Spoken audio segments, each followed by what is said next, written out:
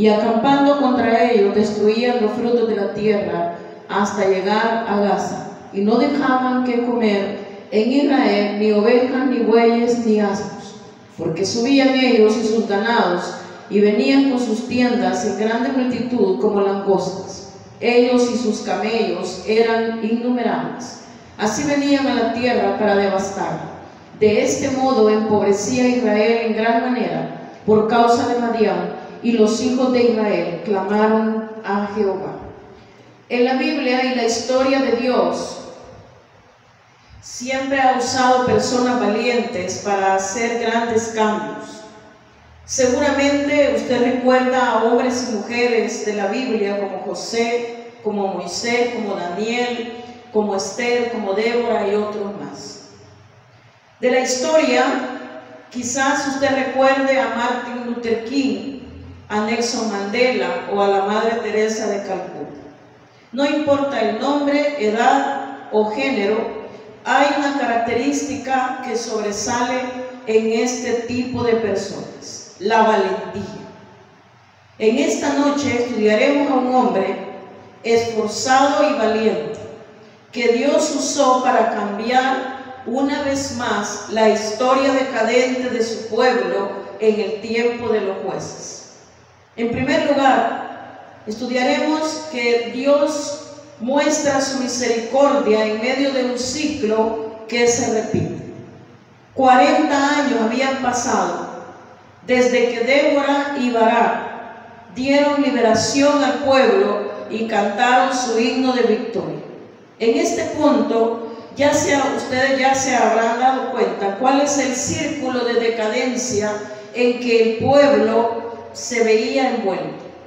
Pero no es un ciclo estático, es más bien una espiral descendente, porque cada vez el pecado se repite y la opresión es cada vez más fuerte y dolorosa. Israel está sumido en el sincretismo, es decir, es más fácil para ellos adorar a Dios y a sus ídolos Baal y Acera. El pueblo no quiere definirse, tiene el corazón dividido en dos lealtades, o como diríamos, entre dos lealtades. En los versículos del 1 al 10 de este capítulo 6, vemos que el pueblo hace lo malo ante los ojos de Dios y recibe su castigo. Y sin duda el pueblo no aprendía de las experiencias pasadas. En el capítulo 6 se introduce otra vez el círculo de pecado cuando inicia diciendo que los hijos de Israel hicieron lo malo ante los ojos de Jehová. De nuevo cayeron en la idolatría a pesar de todas las advertencias que Jehová les había hecho. Por esta causa, dice el texto, Jehová los entregó en manos de Madián por 7 años. Esta es la segunda etapa del círculo, la opresión. Aunque hubo otras dominaciones más extensas en cuanto a su duración en tiempo, esta fue una muy fuerte. De los versículos 2 al 6 que hemos leído, se narra cómo fue esta opresión. Por la fuerza de los ataques de los madianitas, esta vez los israelitas tuvieron que dejar sus casas y se vieron forzados a esconderse en cuevas y en los montes. Los de Madián atacaban las cosechas, destruían los frutos de la tierra y no les quedaba qué comer, ya que no dejaban con vida ovejas, bueyes ni asnos. La forma como venían, dice el texto, que se compara a langosta por su gran número y por la devastación que causaban.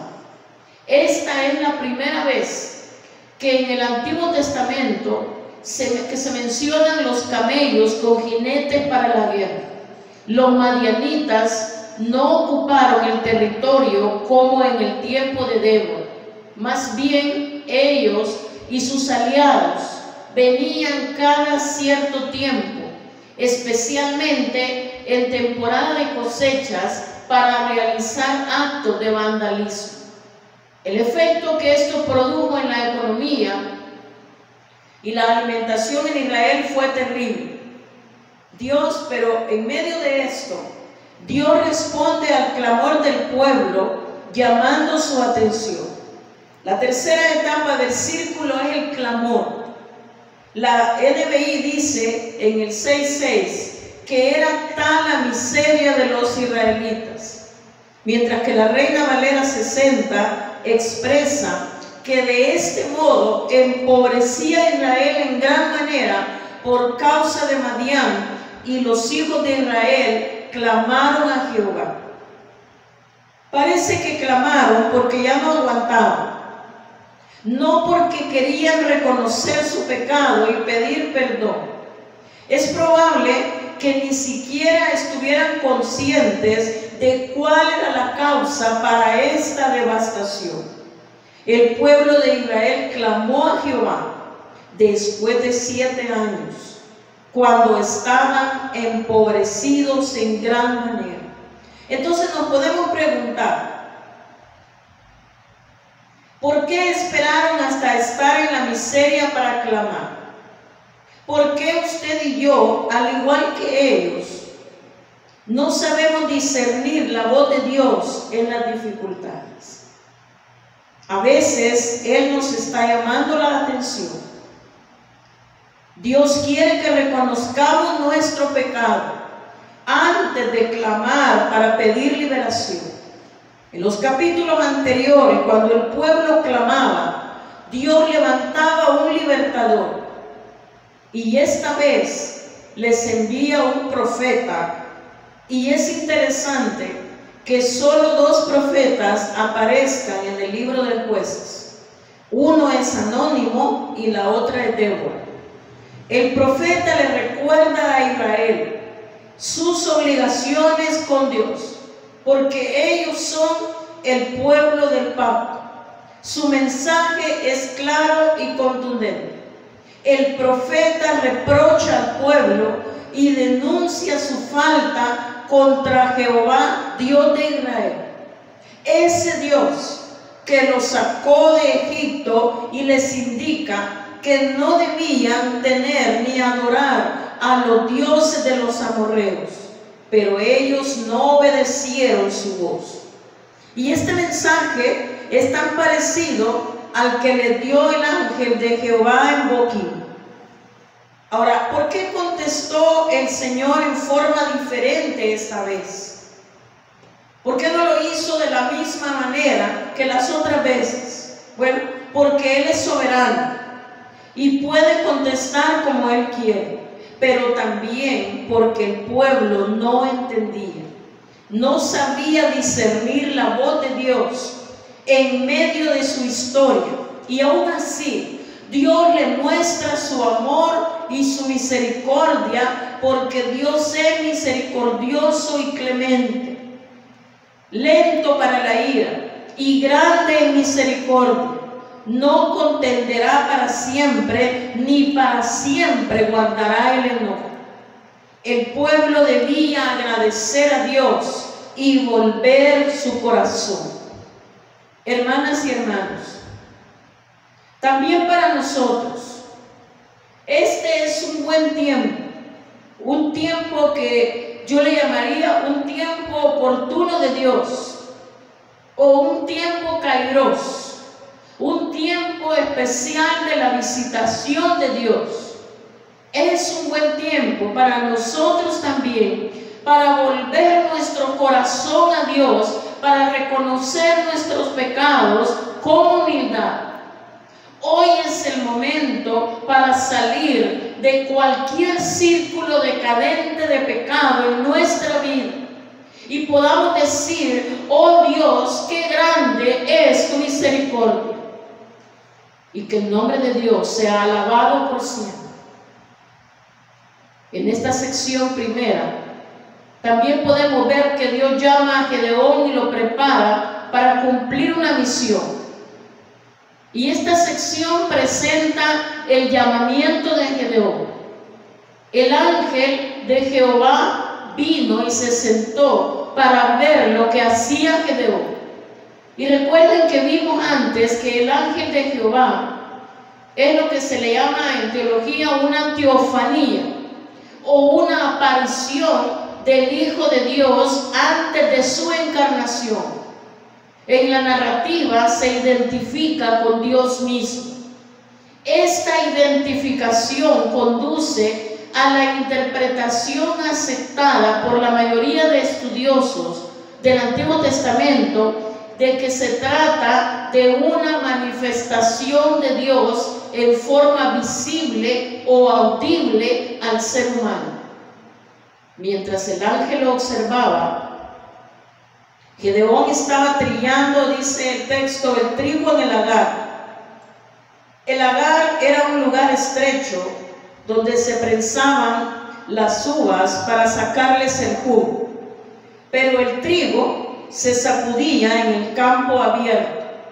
Por lo general, se usaban bueyes para que ayudaran en la tarea de separar los granos del tallo. Pero recuerden que los madianitas no dejaban bueyes vivos y robaban las cosechas. Así que el acto de Gedeón de separar el trigo a escondidas es para que los enemigos no lo descubran y le quiten su familia o a las familias aún la pequeña parte de trigo que podían conseguir de esta forma. Y en este momento fue cuando se presentó el ángel de Jehová ante Gedeón y le confirmó que la presencia de Dios estaba con él. Hermanos amados, cuando Dios nos llama a una misión especial, Él mismo nos acompaña. Su presencia va con nosotros para infundirnos aliento día con día. El saludo del ángel para Gedeón es: varón esforzado y valiente.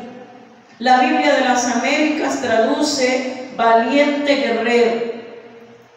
Esto indica cómo lo veía Dios, hermanos, no cómo él se veía, sino cómo Dios lo veía.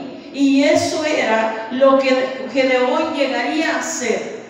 En este momento estaba lleno de miedo y por eso estaba escondido de sus enemigos.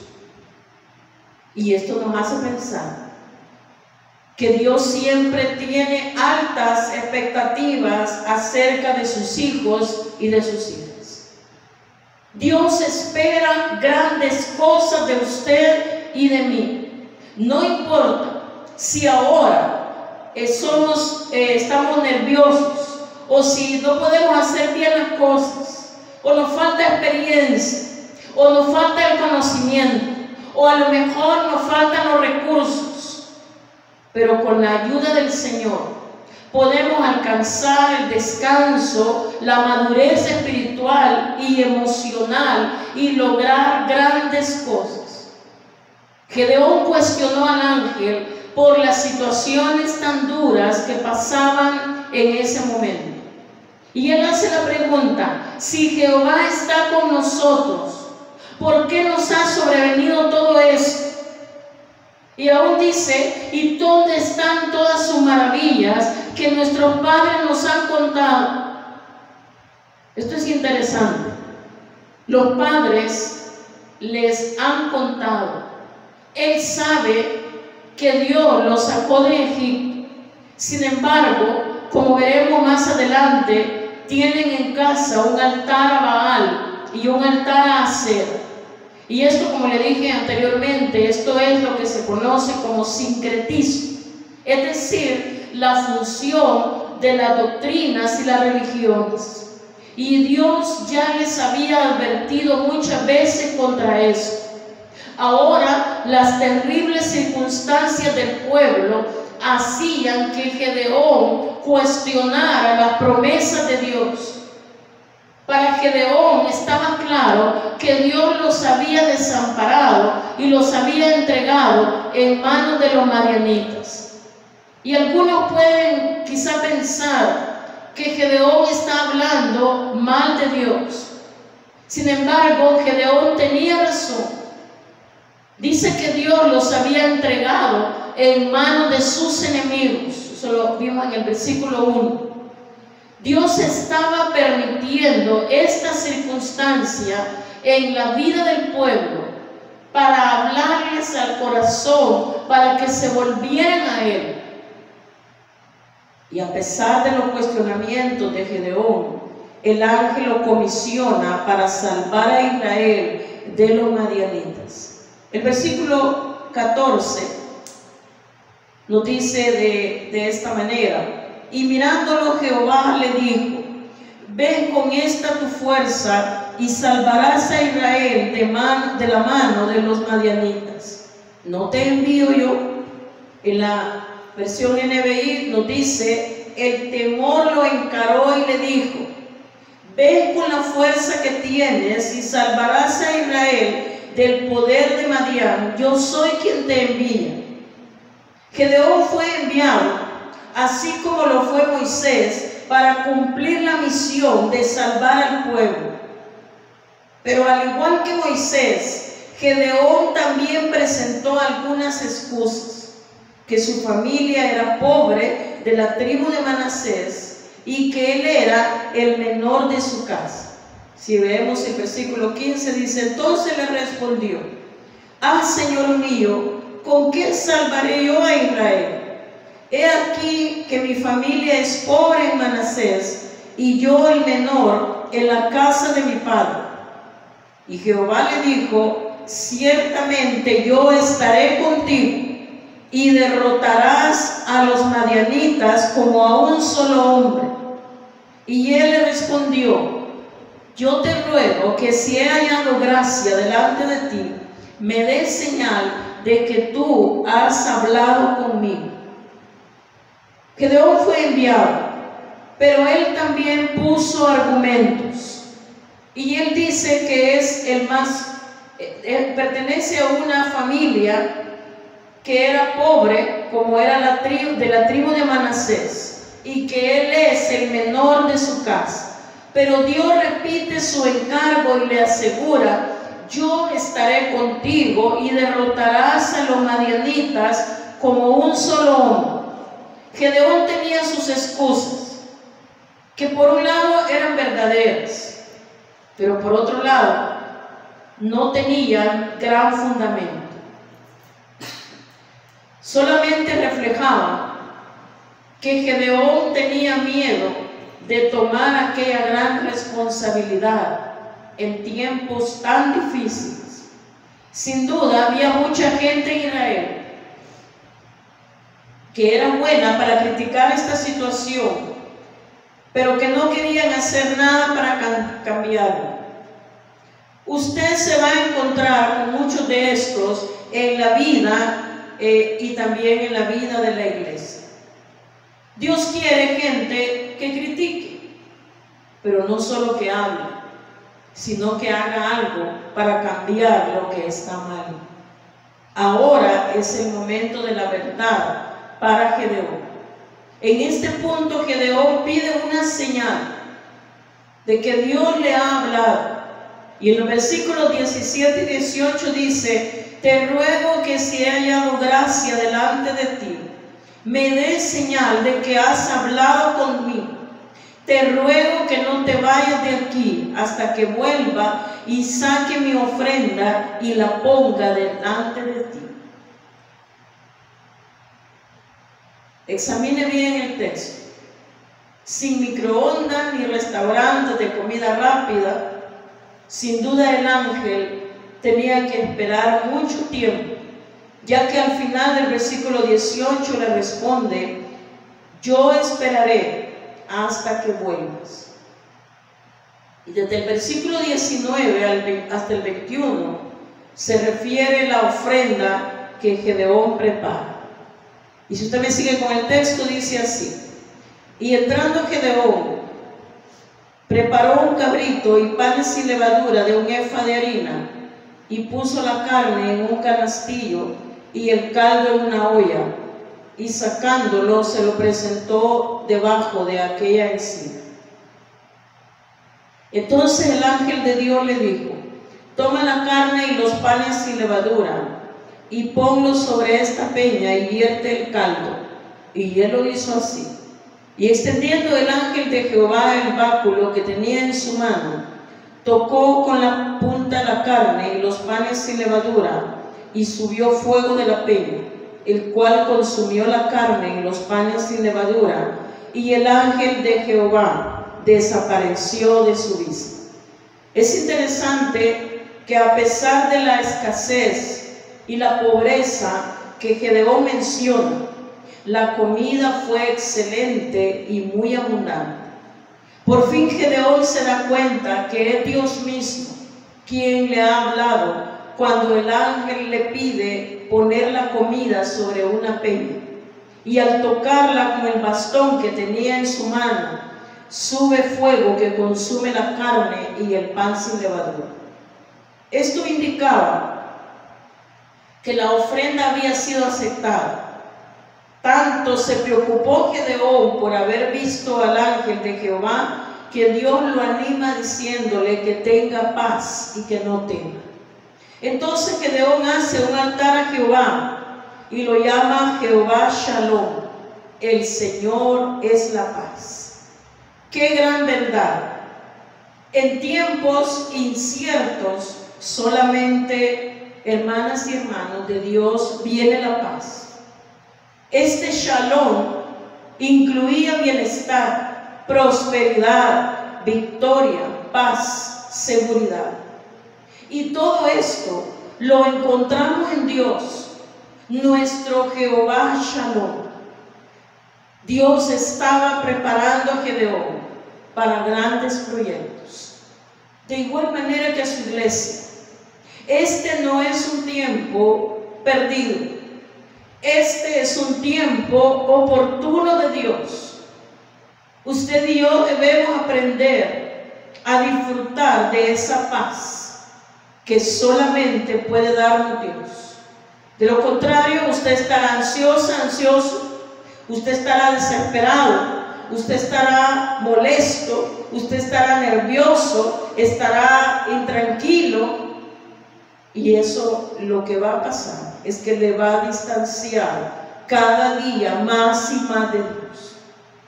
En la medida que usted y yo aceptemos que Dios es bueno y que su misericordia es para siempre y que Él nos ha prometido estar con nosotros, no importando las circunstancias, entonces en esa medida podemos ir disfrutando de esa paz, de ese Jehová Shalom.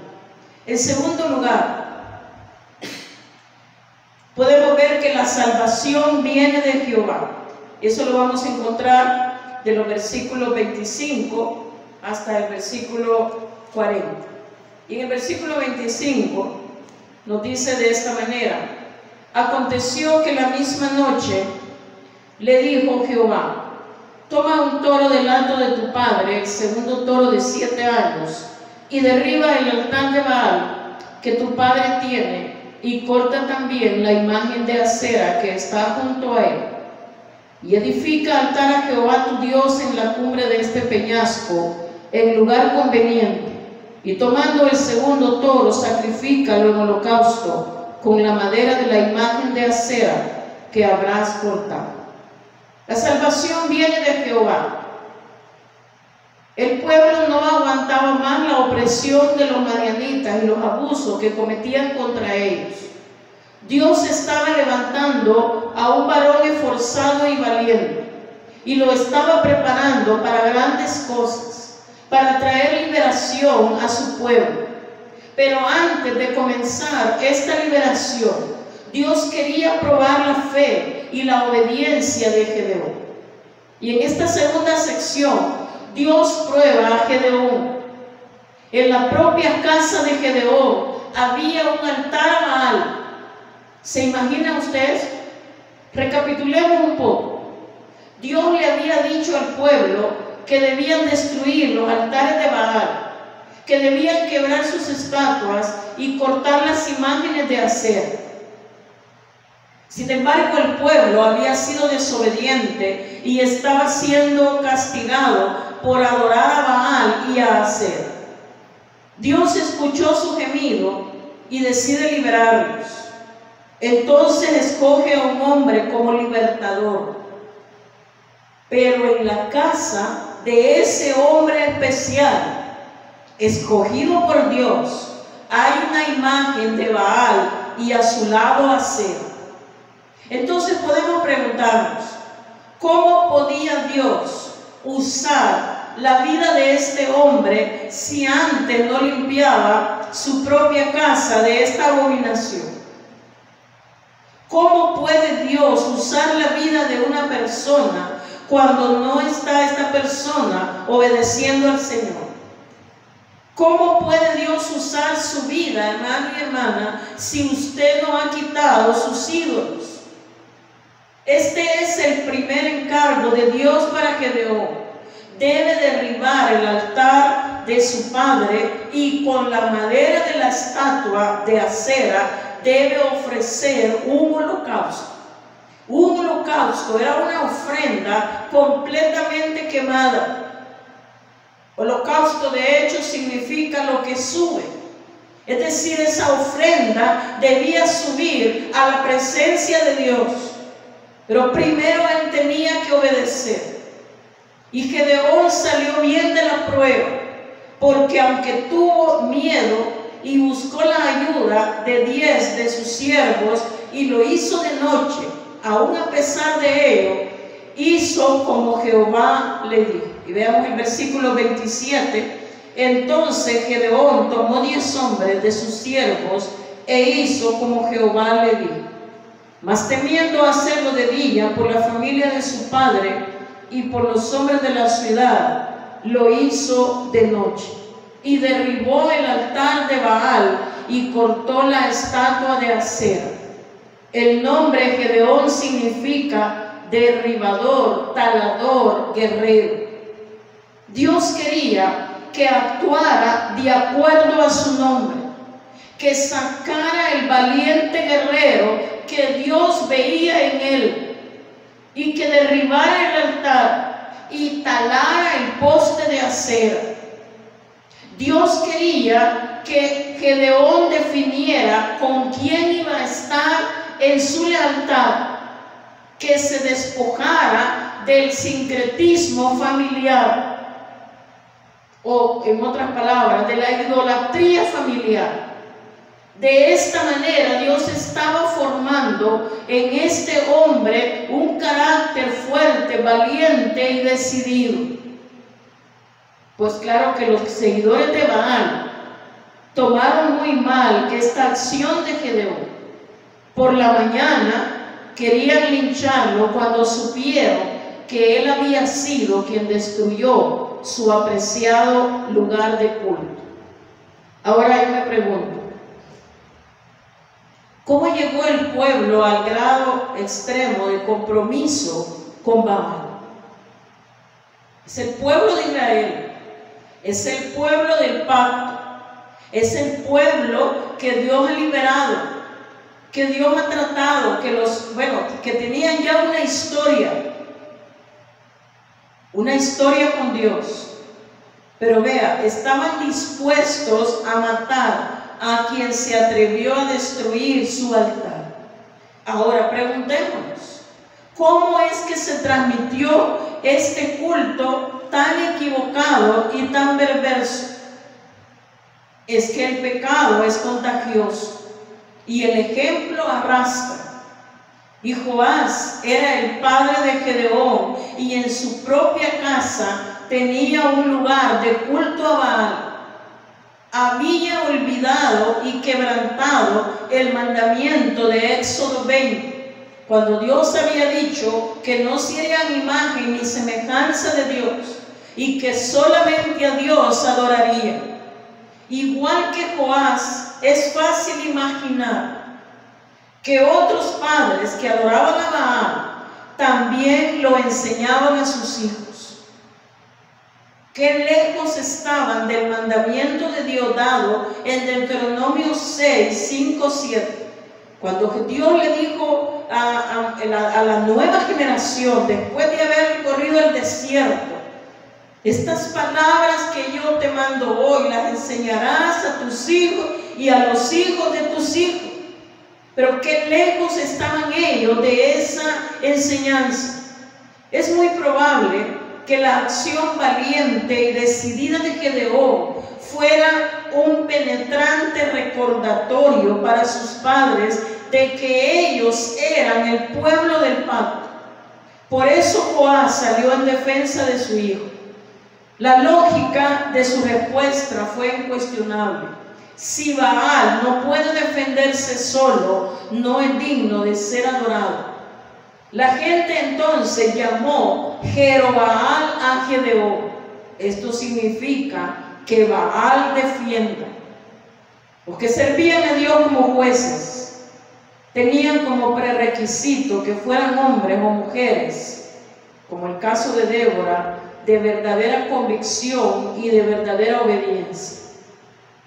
Y hermanos y hermanas, Dios no quiere, igual que en aquel entonces, ahora, líderes y cristianos con lealtades y corazones divididos. Y esto fue tan cierto para el pueblo de Israel en el periodo de los jueces como lo es para nosotros en el siglo XXI. Jesús lo dijo: ninguno puede servir a dos señores. ¿Qué ejemplo está dando usted a sus hijos? ¿Qué están aprendiendo acerca de agradar a Dios con su vida total? Y yo le pregunto en esta noche, ¿tiene usted ídolos y altares en su propia casa? Limpie su corazón para ser un vaso útil al Señor, para que Él le use con el poder de su Santo Espíritu. Pero nosotros tenemos que dar un ejemplo, tenemos que modelar, tenemos que, más que hablar y hablarle y darle a los hijos, por decir sermones, debemos enseñarles con la vida misma, con el ejemplo. Gedeón prueba a Dios. Los madianitas se juntaron y acamparon en el valle de Jezreel. Estaban listos para la batalla. Recuerde que venían como una plaga de langostas. Así que seguramente Gedeón sintió miedo, pero Dios lo llenó del Espíritu Santo para darle el poder para vencer a los enemigos. Gedeón convocó al pueblo tocando el cuerno y se juntaron a él muchos de las tribus de Manasés, Aser y Zabulón. Aún con toda esa gente y con la capacitación divina, Gedeón tuvo un pequeño problema. No sé si desconfió de Dios o más bien de su propia capacidad para hacer frente a los enemigos. Entonces pidió a Dios una prueba, que le confirmara por medio de un vellón de lana. Esto era un pedazo de lana de oveja que Dios estaría con él y lo capacitaría para la obra que lo llamó a hacer. Algunos estudiosos ven en esta acción de Gedeón como falta de fe en Dios. Sin embargo, no vemos que haya sido reprendido por él, sino que Dios amorosa y pacientemente respondió por medio del vellón, no una vez, sino 2 veces, asegurándole su presencia en la victoria que le iba a dar sobre los madianitas. El usar un vellón o cualquier otro objeto establece un patrón a seguir cuando queremos que Dios nos confirme algo. Y esto fue parte del trato personal y de la capacitación de Dios para Gedeón. El narrador simplemente está refiriendo lo que hizo Gedeón en este caso. Es importante aprender que Dios responde la oración de sus hijos. Aunque nos parezca ridícula la acción de Gedeón, vemos el amor de Dios, su cuidado atento para que Gedeón entendiera el mensaje. Yo estaré contigo, derrotarás a los madianitas. Si necesitas el vellón mojado, lo mojaré. Si lo necesitas seco, lo secaré, para que entiendas que yo estaré contigo. Hermanos y hermanas, gracias a Dios por su paciencia y por su amor, por su misericordia, para afirmarnos y asegurarnos su ayuda, su compañía, su presencia en medio de las circunstancias difíciles de la vida. Gracias al Señor, porque Él es misericordioso y clemente, lento para la ira. Gracias al Señor, porque cuando Él nos llama, también nos capacita para realizar grandes cosas. Un famoso maestro de la Biblia, de la historia de la iglesia, de la historia bautista, una vez dijo: emprended grandes cosas para Dios y obtendréis grandes cosas para Él. Hermanos y hermanas, este es un tiempo de formación, pero también es un tiempo de reflexión, para que podamos limpiar nuestras vidas, que Dios nos haga vasos limpios, útiles para su gloria, y que nos use conforme a su poder y su misericordia.